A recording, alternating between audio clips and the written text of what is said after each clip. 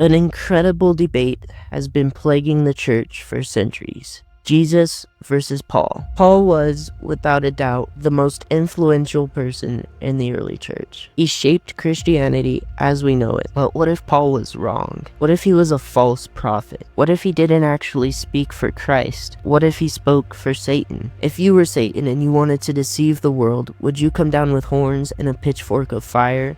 Or would you write half the New Testament? Now, I know this is a very touchy subject, and before you go off and call me blasphemous, I just want to make it very clear that I am not here to bash Paul. I'm here to bring awareness to a perspective that has already led many believers astray, and I want to change that. Throughout this video and any following videos on the subject of Paul versus Jesus, I plan to bring both sides of the argument into perspective. With that being said, let's look at the argument itself.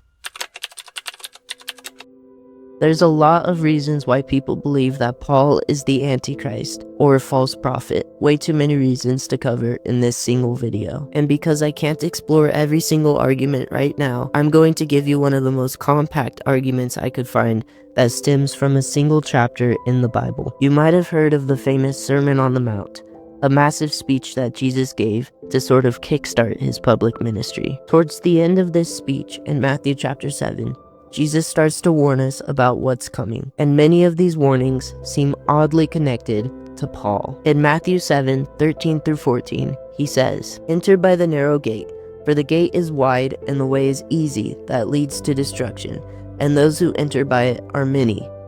For the gate is narrow and the way is hard that leads to life, and those who find it are few." Jesus is telling us that there will be many people led astray, and only a few people will find the way to life. Critics of Paul have used this verse to support their claim that most Christians will not make it to heaven due to their belief in a gospel of salvation by grace alone, which we'll look at in a moment. In the next verse, Jesus immediately begins to talk about false prophets. He says, "Beware of false prophets who come to you in sheep's clothing, but inwardly are ravenous wolves." Note the phrase ravenous wolves. Jacob says in Genesis 49:27, "Benjamin is a ravenous wolf, in the morning devouring the prey, and at evening dividing the spoil." If Benjamin is a ravenous wolf, then pay attention to what Paul himself says in Romans 11:1, "For I myself am an Israelite, a descendant of Abraham, a member of the tribe of Benjamin." Paul is a member of the tribe of Benjamin, the tribe of ravenous wolves. And yet Jesus himself said, "Beware of false prophets who are ravenous wolves." Jesus continues in verse 16, "You will recognize them by their fruits." Many have argued that Paul did not bear good fruits. He was a murderer,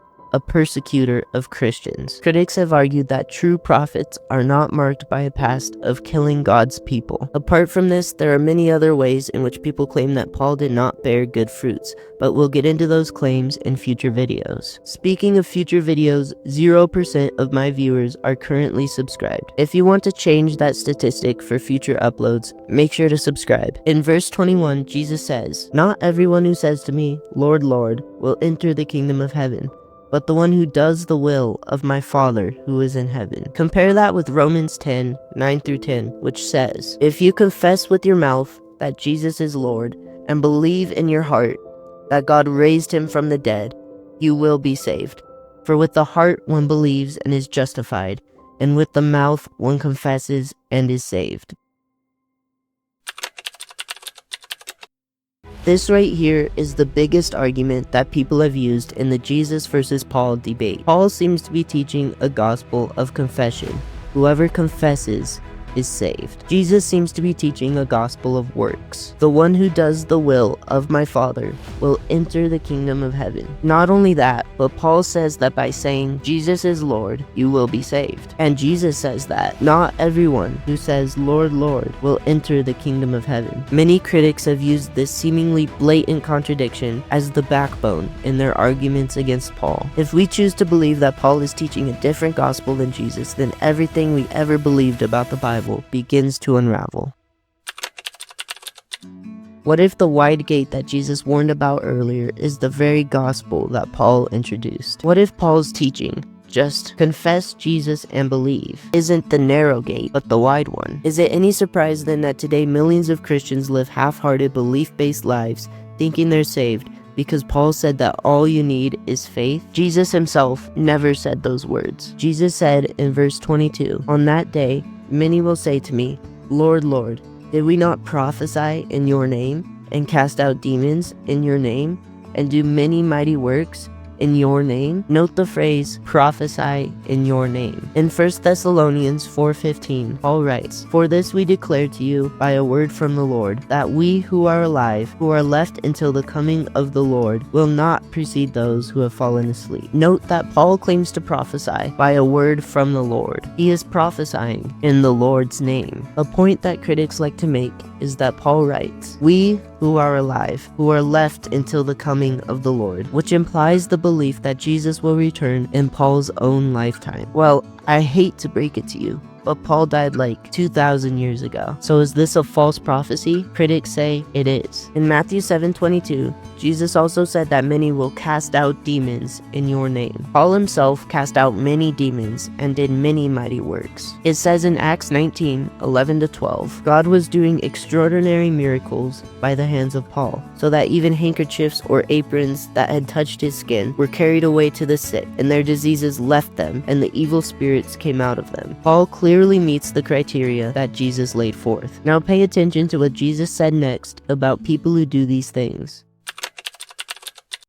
"And then will I declare to them, I never knew you. Depart from me, you workers of lawlessness." Note the Greek word that is used here for lawlessness. It's anomia, which is the condition of being without law, either through ignorance or through deliberately violating the law. In 1 Corinthians 9:21, Paul says, "To those outside the law, I became as one outside the law." Once again, note the Greek word that is used here, anomia, the same word that Jesus used in Matthew chapter 7 when he declared, "Depart from me, I never knew you." The claims that critics have made against Paul based on Matthew chapter 7 are by far not the only claims. There are hundreds of arguments against Paul, and what we've covered is barely scratching the surface. The evidence is overwhelming. All hope seems lost. The gospel of Jesus was replaced by the gospel of Paul. That's a thing? There's people who say they believe the Bible, but they don't follow the teachings of Paul? When you see it, you can't unsee it, and it behooves every confessing Christian to say, okay, I've got to make a real decision here. The Bible itself would have writings in it contradict what the Messiah brought. So then you don't believe in the Bible then? It's only Paul's gospel can save today. Who do I think had Jesus' message right? Was it Jesus' brother? Paul's saying, I was such a good Israelite that in terms of the law, I was blameless. Or was it a Pharisee Jew named Paul who never met Jesus? There's always a counter-argument. Jacob's blessings in Genesis 49 are written as a type of ancient poetry, complete with tribal warfare metaphors. Jacob isn't giving a moral judgment. He's saying that Benjamin will be small but fierce, capable of taking prey and surviving among stronger tribes. Even if Jacob was referring to Paul when he called Benjamin a tribe of ravenous wolves, he would have been complimenting Paul. By the time 1st century Judea rolled around, roughly 2,000 years later, the phrase ravenous wolf had taken on a completely new meaning. The idea of wolves as dangerous predators had become a common cultural metaphor, especially in Jewish teaching, where sheep symbolized God's people. The people of this time now had passages to read, such as Ezekiel 22:27, which says, "Her princes in her midst are like wolves tearing the prey, shedding blood, destroying lives to get dishonest gain." This is a perfect example of what happens when scripture is read out of context.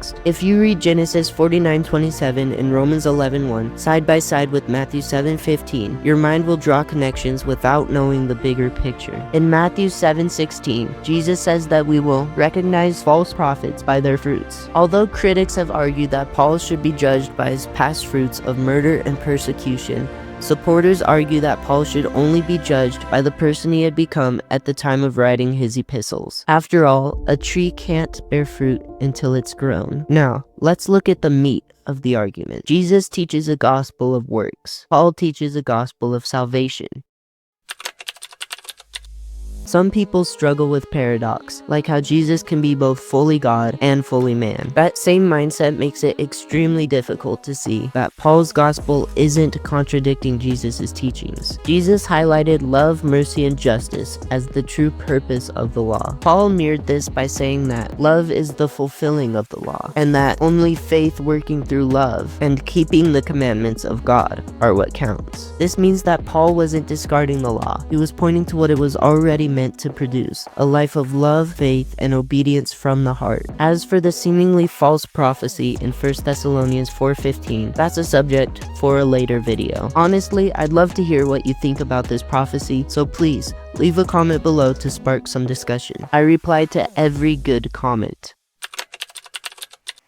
Now, do you remember that Greek word from earlier? Anomia. Well, that word is found in another place. In Matthew 23:27-28, when Jesus was condemning the Pharisees, he said, "Woe to you, scribes and Pharisees, hypocrites, for you are like whitewashed tombs, which outwardly appear beautiful, but within are full of dead people's bones and all uncleanness. So you also outwardly appear righteous to others, but within you are full of hypocrisy and lawlessness," or anomia. Jesus was speaking to the Pharisees, a Jewish sect who were very strict about observing the law of Moses. In spite of their outward piety, Jesus still claimed that they were full of lawlessness. In the context of Matthew 7:23, when Jesus said, "Depart from me, you workers of lawlessness," Jesus wasn't talking about Paul. Jesus' warning wasn't about people abandoning ritual law. It was about people abandoning the heart of God's law, justice, mercy, and faithfulness. Now that the facts have been laid out,